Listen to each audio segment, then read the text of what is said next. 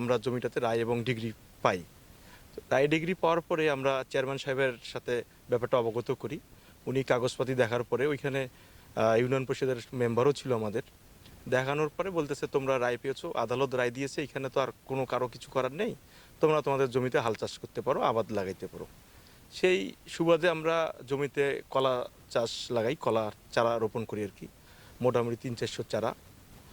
তো গতকালকে আমাদের বিবাদীগণ আর কি, এরা হঠাৎ করে এসে কলার চারাগুলো কেটে দিয়ে উপড়াই দিয়ে হাল চাষ করে ফেলে, আমাদের সব গাছ টাছ একবারে নির্মূল করে, এবং আমাকে জীবননাশের হুমকি দিচ্ছে যে আমি যদি জমিতে যাই মেরে ফেলার হুমকি দিচ্ছে।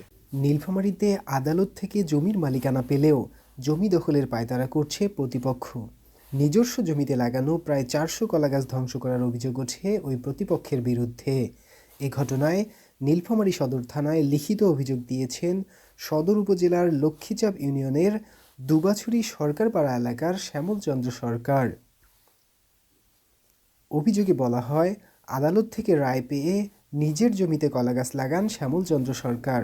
তবে শুক্রবার বিকেলে প্রতিপক্ষ দুলাল চন্দ্র শীল দলবল নিয়ে প্রায় 400 কলাগাছ ধ্বংস করেন। বর্তমানে ওই জমি নিয়ে চরম শঙ্কায় রয়েছেন বলে জানান শ্যামল চন্দ্র সরকার। অভিযোগের বিষয়টি নিশ্চিত করে তদন্ত শেষে প্রয়োজনীয় ব্যবস্থা গ্রহণের কথা জানিয়েছে পুলিশ।